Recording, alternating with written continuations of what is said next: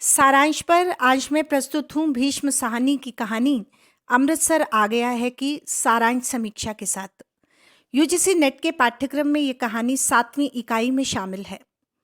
इस कहानी पर मंथन करने से पहले आइए जान लेते हैं कुछ रुचिकर जानकारी इस कहानी और कहानीकार के बारे में। दोस्तों, इस कहानी के कहानीकार का जन्म जो है वो 1915 में रावलपिंडी में, जो कि अब पाकिस्तान का क्षेत्र है, वहाँ हुआ था और उनका निधन जुलाई 2003 में दिल्ली में हुआ था। यानी कि साहनी की जीवन यात्रा ने भारत के भूगोल को इतिहास में परिवर्तित होते हुए देखा था। भारत पाक का विभाजन और उससे जुड़े क्रूरतापूर्वक अनुभव ही कहानी का निर्माण करते हैं। दोस्तों, इस कहानी की जो घटना है वो केवल कहानी के पात्रों तक सीमित नहीं है। वो कहानी के पात्रों के अलावा जो भारत और पाकिस्तान के क्रूरतापूर्वक विभाजन का मोहरा बने थे, उन सभी से जुड़ी हुई है। इस कहानी की रचना यूं तो साहनी ने 1971 में की थी, लेकिन 1973 में प्रकाशित उनका एक कहानी संग्रह जिसका नाम था पटरियां कहानी संग्रह में इस कहानी को स्थान मिला था। मूल रूप से ये कहानी विभाजन की त्रासदी से जुड़ी हुई कहानी है। ये त्रासदी विभाजन के बाद की नहीं है, अपितु विभाजन से पूर्व सांप्रदायिक दबावों की एक उपज है। पता ही नहीं चला कब विभाजन के नाम पर मानव जीवन हिंदू और मुसलमान होने के कटघरे में कैद हो गया। आपस का प्रेम वैमनस्य में परिवर्तित हो गया। पारस्परिक सद्भाव जैसे जातीयता के कोहराम में अपनी पहचान खोने लगा। ये विभाजन सिर्फ देश का नहीं, अपितु आपसी विश्वास और मानवीयता का भी था। अब बात करते हैं कहानी की जुबानी को, अर्थात संक्षिप्त में कहानी के कथानक का। सबसे बड़ी खूबसूरती यह है कि कहानी प्रारंभ से ही पाठक की आंखों में एक बिंब के रूप में सजीव हो उठती है और हम महसूस करते हैं स्वयं को वहां जहां रेलगाड़ी के उसी डिब्बे में 2-3 पठान एक हिंदू बाबू को हास्य में दालखोर कहते हैं। गाड़ी वजीराबाद स्टेशन पर है और चलने के लिए तैयार है। ये पठान मजाक करते हुए उस हिंदू बाबू को मांस खाने की सलाह देते हैं और उसे आमंत्रित करते हैं कि तुम हमारा भोजन ग्रहण करो, हम तुम्हारा ग्रहण करेंगे। अब गाड़ी वजीराबाद स्टेशन से जैसे छूटने लगती है तो अचानक आभास होता है जैसे स्टेशन पर कोई दंगा हुआ है। चारों तरफ एक चहलकदमी सी हो जाती है।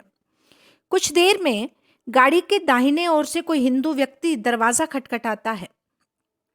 वह अपने परिवार के साथ है। सामान रखने की आपाधापी में वो डिब्बे की भीड़ में प्रवेश करता है तो पठान उस पर प्रहार करता है और पठान के पांव का प्रहार उस नए आए व्यक्ति की पत्नी की छाती पर हो जाता है। वो बेचारी असहनीय पीड़ा में कराह कर रह जाती है। उस समय उस डिब्बे में एक वृद्धा भी है जो ये सब देख रही है और सहानुभूति से उस स्त्री को बेटी संबोधित करते हुए अपने पास बैठने को कहती है।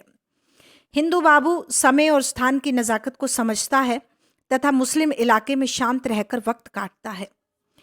नियत पड़ावों को पार करती हुई गाड़ी अमृतसर पहुंचती है।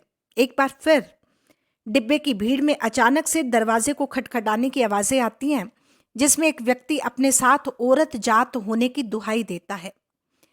जैसे ही वो व्यक्ति डिब्बे में प्रवेश करता है, अब हिंदू बाबू हिंदू इलाके का फायदा उठाकर अपने अंदर दबे मुसलमानों के प्रति विद्रोह को स्वतंत्र कर देता है तथा उस व्यक्ति पर लोहे की छड़ से प्रहार करता है।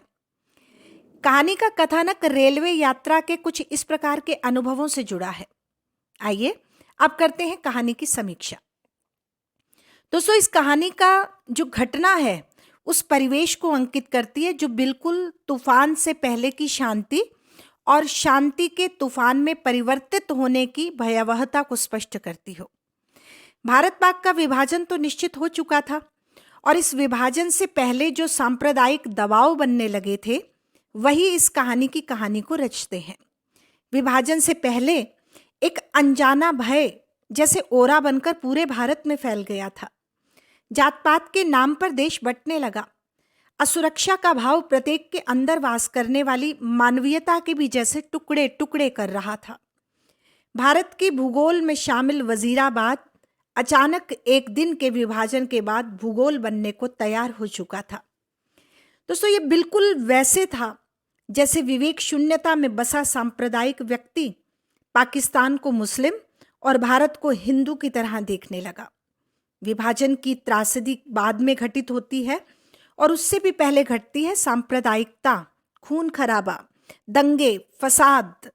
दोनों जगह पर जहां हिंदू और मुसलमान व्यक्ति परिवार और सम्मान के साथ गाड़ी में प्रवेश पाना चाहते हैं, वे अपने साथ सम्मान के रूप में विस्थापन की पीड़ा को ढोए हुए हैं। कितनी बड़ी त्रासदी है एक बसे बसाए जीवन का पूर्ण रूप से उजड़ जाना, और कितनी बड़ी चुनौती है उसे फिर से बसाना। तो दोस्तों, यह थी कहानी अमृतसर आ गया है की समीक्षा। उम्मीद करती हूँ ये समीक्षा आपको बेहतर लगेगी और आप अपनी प्रतिक्रिया इस पर अवश्य जाहिर करेंगे। सारांश पर